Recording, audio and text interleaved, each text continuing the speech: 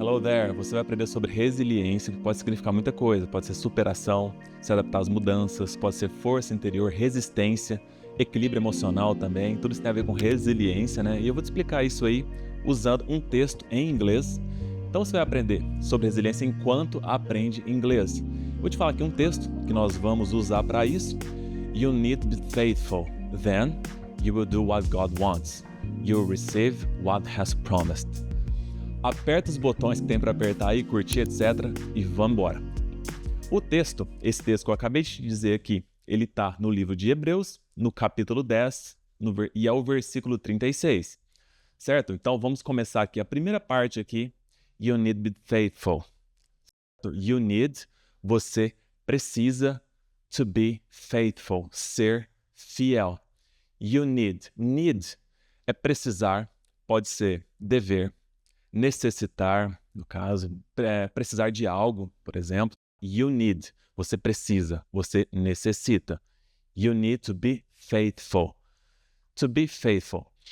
To be é ser ou estar. A gente aqui no Inglês XZ aprofundamos muito aqui na questão do to be, usamos uma parte to be or not to be, que é ser ou não ser, que é do conto do Hamlet, do William Shakespeare. Nós falamos disso na aula bilíngue. Você encontra aqui no nosso canal, mas você pode perceber aqui, ó, to be, ser. Entende como ser, no caso aqui, faithful, fiel. Faithful pode ter o sentido aqui de fiel, de verdadeiro, de leal, de confiável. Esse aqui é o sentido de faithful. No nosso texto aqui, algumas versões, algumas traduções, você vai entender aqui como perseverança, ser perseverante, persevere. Persevere e perseverar, é perseverar no caso. Persistir, que tem o mesmo sentido aqui. Persist, persistir, ou nessa versão aqui está faithful, que é fiel, leal, confiável, que é o sentido aí de ser resiliente no caso. You need to be faithful. Você precisa ser resiliente, precisa ser fiel, precisa estar firme ali no propósito. Então aqui, ó, vamos verificar aqui uma questão de need. Nós falamos aqui need, você precisa. Olha só, pensa o seguinte aqui, ó.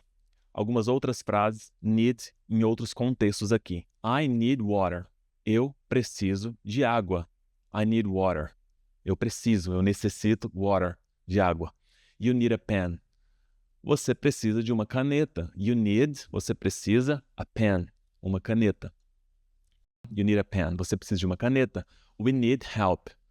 Nós precisamos de ajuda. We need. Nós precisamos. Help. De ajuda. They need a car. Eles precisam de um carro. Tá vendo o sentido de need? Aqui no nosso texto, you need to be faithful. Você precisa ser fiel. Aqui tem várias questões de need. E interessante que é a conjugação. Você muda o pronome pessoal sujeito aqui no inglês, que é I, you, we, they. Eu usei alguns exemplos aqui, que no caso é eu, você, nós, eles. No português, olha a conjugação verbal, olha como fica complexo isso aqui. I need, eu preciso. You need, você precisa. Todos aqui no inglês, ó, need foi mantido padrão, need. Mudou o pronome pessoal sujeito aqui, mas o need manteve igual. No português, olha como mudou. Cada frase foi um jeito. Ó. Preciso, precisa, precisamos e precisam. Por conta do pronome pessoal aqui. Ó. Eles precisam. Nós precisamos. No inglês não tem isso aqui. Você vai manter padrão. Então, olha só. I need, you need, we need. Você mantém o need de precisar, de necessitar, muda o pronome pessoal aqui e completa a sua frase aí do jeito que você quiser. Se você quiser se expressar. Então, tem uma simplificação aqui do inglês, tá? You need to be faithful. Você precisa ser fiel. Você precisa ser leal. Mantenha resiliência. Nossa próxima frase aqui. Then you will do what God wants. Então, você fará o que Deus quer. Wants. Aqui é querer. Se querer, necessitar, precisar. God wants. O que Deus precisa. O que Deus necessita. Então, then, então, you will do. Você fará, você vai fazer what, o que God wants. O que Deus quer. Então aqui, ó, vamos pensar no seguinte. Tem essa primeira questão aqui, ó, de will do. Você fará. Eu vou te passar algumas frases aqui usando will do e não usando will, só o do no caso. Você vê a diferença, o que acontece, qual que é a importância dessa palavra aqui. Então aqui, ó, vamos pensar algumas frases aqui. I do my homework. Eu faço minha lição de casa. I do my homework. I will do. Eu vou fazer, tá? I do, eu faço. I will do, eu vou fazer ou eu farei. O will, você muda aqui a ação para o futuro. I do my homework. Homework, lição de casa. My homework, minha lição de casa. I do my homework. Eu faço minha lição de casa. I will do my homework. Eu farei minha lição de casa. We do our best. Nós fazemos, nós fazemos our best, nosso melhor. We will do our best. Qual que é a diferença aí? Nós faremos nosso melhor. They do their job. They do, eles fazem. They do, eles fazem their job, o trabalho deles. They will do their job.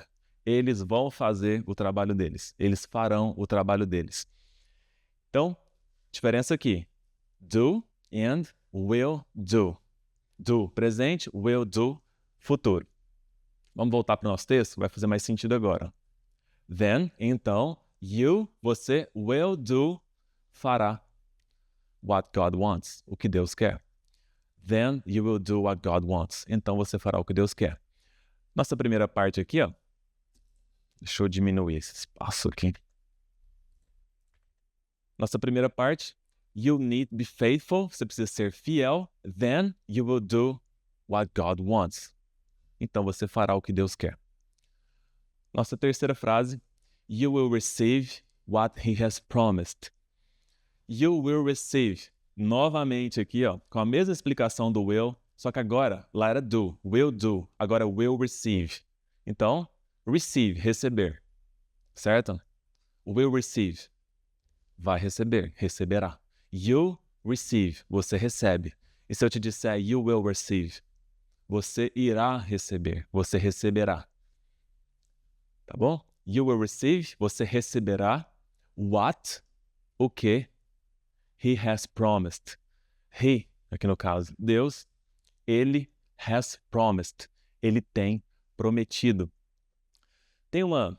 Pensar aqui no He has promised, tem uma forma aqui mais natural de você entender o sentido disso aqui. He has promised. Ele tem prometido, ou mais naturalmente, ele prometeu. Essa conjugação aqui, isso aqui é um present perfect tense. Em português, ele vai ser um tempo verbal do presente perfeito. Aí a pessoa fica confusa, fica preocupada com a gramática das coisas. Em português, você sabe que isso aqui é um tempo verbal do presente perfeito? Em inglês, present perfect tense. Não precisa também saber que é isso.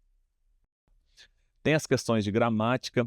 Então, he has promised, ele tem prometido. O que é essa questão desse tempo verbal?